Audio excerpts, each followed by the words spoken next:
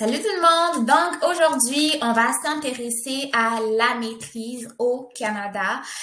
Vous savez, j'ai tellement abordé des sujets, j'ai parlé des programmes techniques, des programmes au baccalauréat et tout, mais j'ai jamais vraiment abordé la maîtrise au Canada.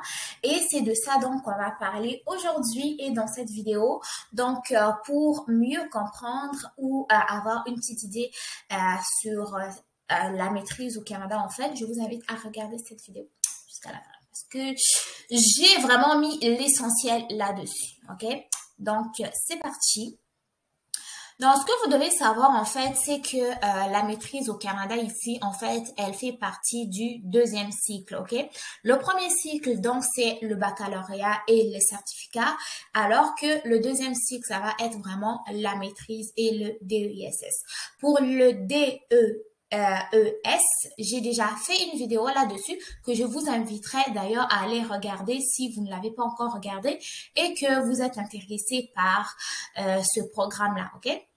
Donc, ce que vous devez savoir, c'est que la maîtrise au Canada ici va s'échelonner sur une durée moyenne de 2 années d'études à temps complet. Donc, on n'est pas vraiment à temps partiel, mais à temps complet.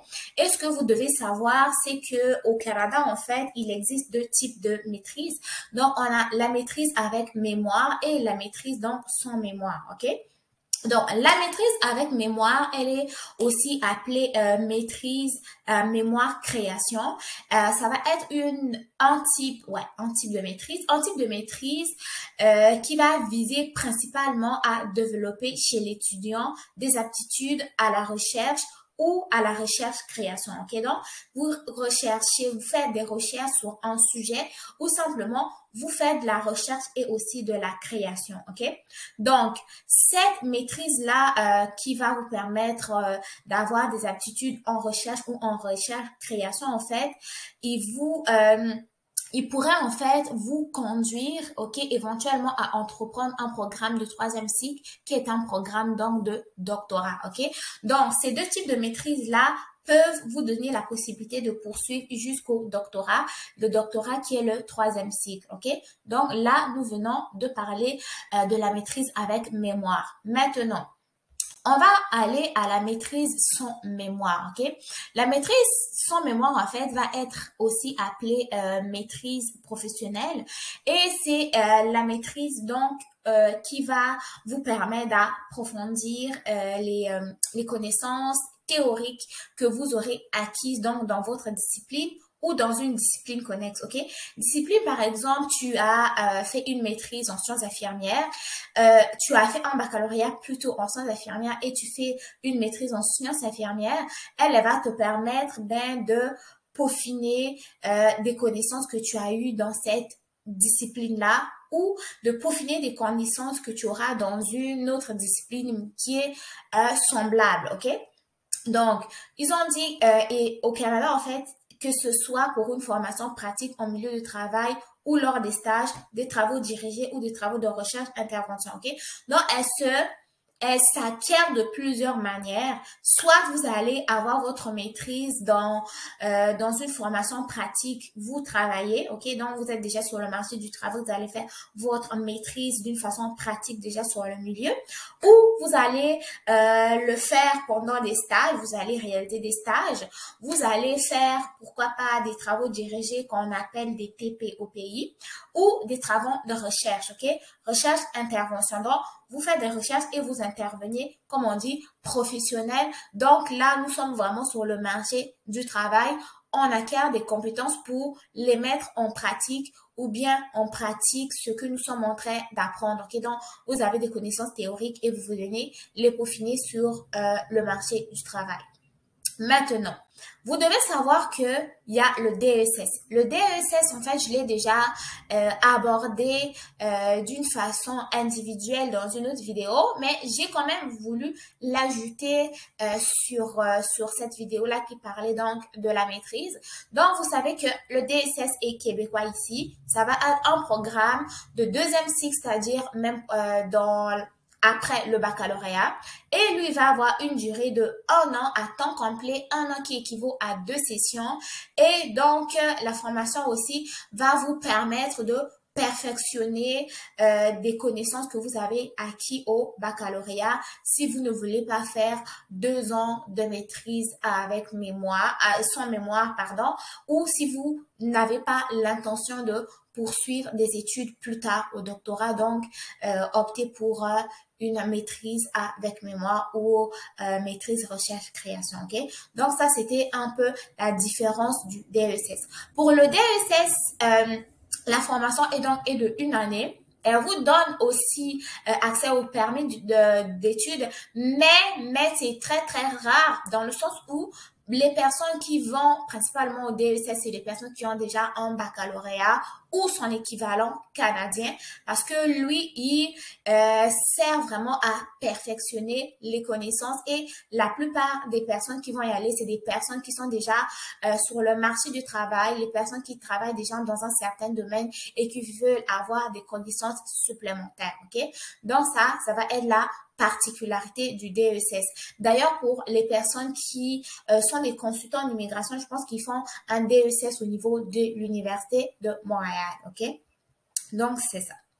Ensuite, après avoir abordé le DESS, en fait, je voulais vous dire que c'est possible de travailler au Canada avec une maîtrise et pendant vos études, ok? Donc, ce que vous devez savoir ou les différentes conditions à respecter, sont des conditions que vous connaissez déjà en fait. C'est simplement des conditions qui sont reliées à votre permis de travail. Si votre permis de travail vous permet de travailler, vous sachez que vous pouvez travailler avec en faisant la maîtrise aussi. Et d'ailleurs, la plupart des étudiants au Canada qui sont en maîtrise vont aller favoriser des travaux, des emplois plutôt sur le campus. Les emplois qui sont, la plupart du temps, ils vont être des chargés de recherche ou ils vont être des assistants de recherche pour pouvoir donc développer plus de connaissances dans leur domaine, etc.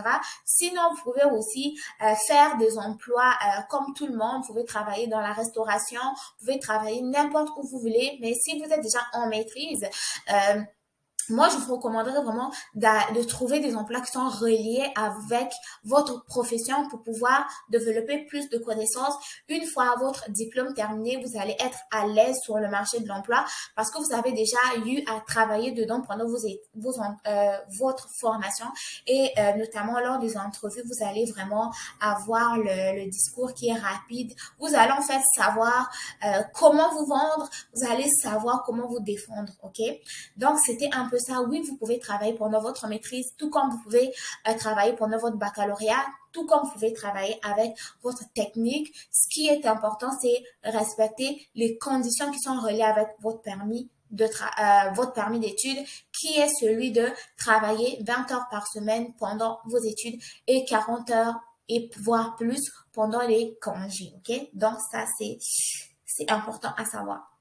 Donc, au niveau des programmes, sachez que il y a plusieurs programmes qui sont disponibles au niveau de la maîtrise. Et quand je parle dans la vidéo de cette maîtrise, en fait, je parle des étudiants étrangers et des étudiants nationaux, ok? Donc, il n'y a pas de différence au niveau de la maîtrise. C'est simplement pour les étudiants nationaux, pas les étudiants internationaux. Non.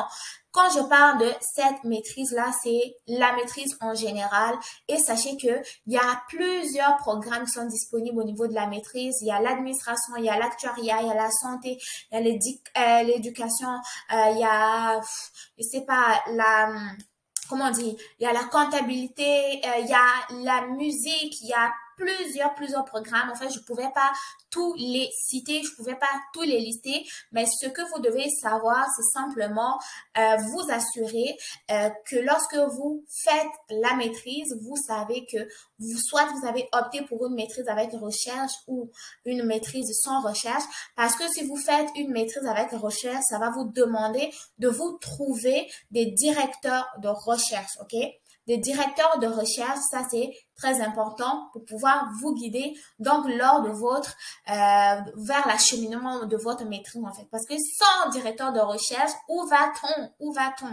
Donc voilà, pour les programmes, il y en a beaucoup. Ce que vous avez à faire, c'est simplement regardez dans quelle ville vous voulez étudier, choisir une université, ensuite vérifier si dans cette université-là qui vous intéresse, cette université-là offre le programme de maîtrise que vous voulez faire. Si tel est le cas, vous regardez les conditions d'admissibilité. Si vous respectez les conditions d'admissibilité, là, vous allez pouvoir postuler à la maîtrise dans cette école, ok? Donc voilà, je l'ai abordé d'une façon générale, mais sachez qu'il y a d'autres vidéos qui vont venir bientôt, qui vont parler de la maîtrise au Canada, les différents débouchés et autres. Mais en attendant, je vous laisse avec ce petit dessert-là d'introduction à la maîtrise au Canada. Si vous avez des questions, n'hésitez pas à me les demander dans les commentaires. N'oubliez pas de mettre des pouces bleus, de vous abonner si ce n'est pas encore fait. Moi, je vous dis à très bientôt pour une nouvelle vidéo. Portez-vous bien. Bye bye.